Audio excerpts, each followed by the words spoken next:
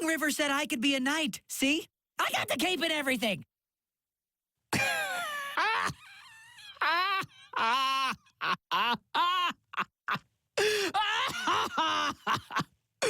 Look, he's got a cape.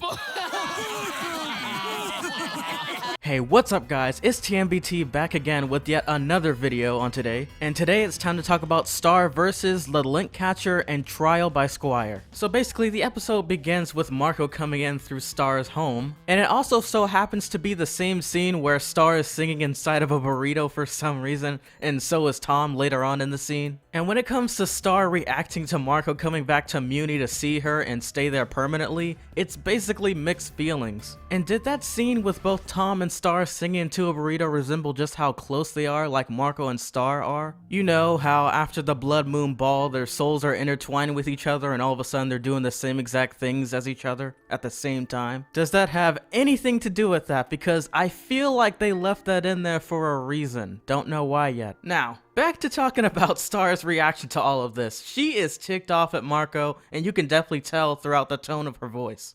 Man, Star, I'm sorry.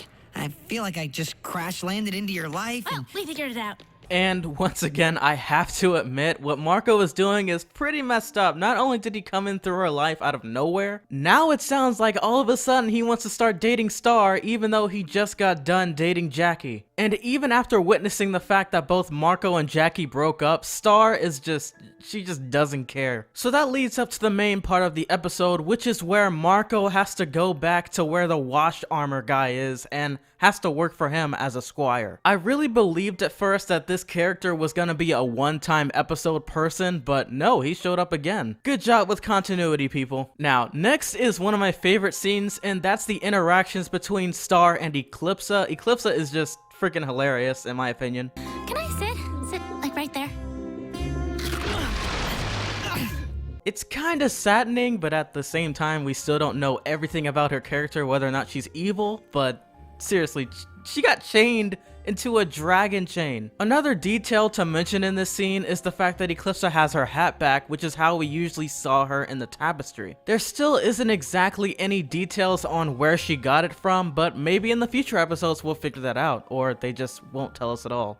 Still don't know. And while Star is giving away basically her emotions on how Marco just basically came into her life, Eclipsa instantly knows that it's about a guy she's talking about. So yeah, she's centuries years old and she knows exactly what's up. And like I said before, Star seems to be having mixed feelings about whether or not it's good that Marco's back or bad. And supposedly the fact that she gave Marco literally the most dangerous job she can possibly give him on Muni, which is taking down the Lint Catcher. And from what it seems, it's this monster that basically collects all of this lint, and it's just this disgusting pile of dirty...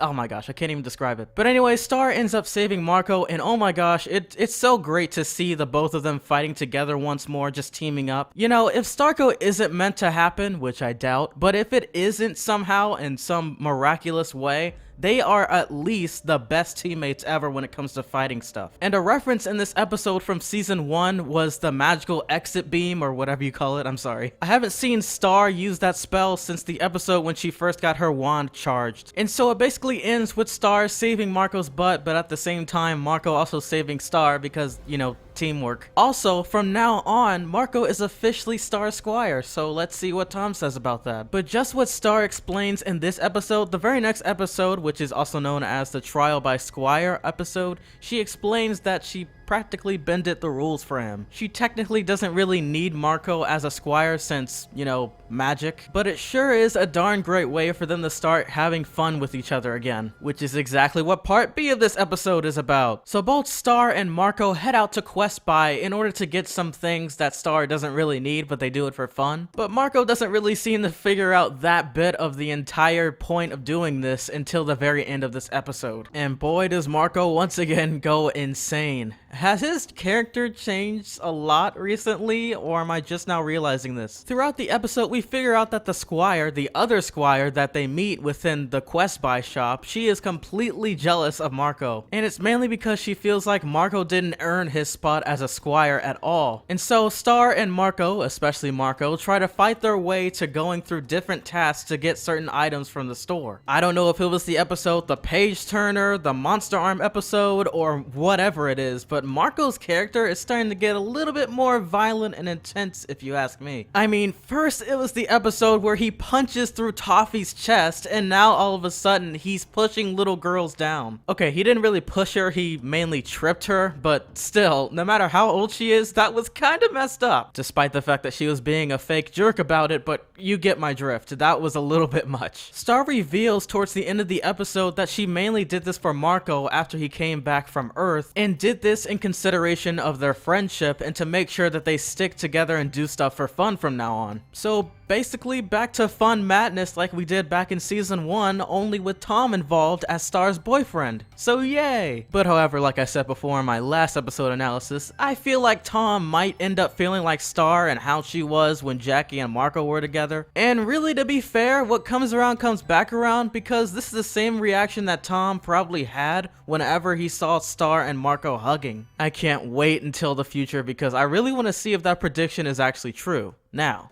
without further ado, that is the end of this beautiful analysis. I hope you guys enjoyed this episode analysis. I'm picking up the pace, and I'm finally going to go on to the next week of Star Versus. And in case you guys don't hear from me before Thanksgiving, happy Thanksgiving, and I'll catch you guys in the next video. Peace!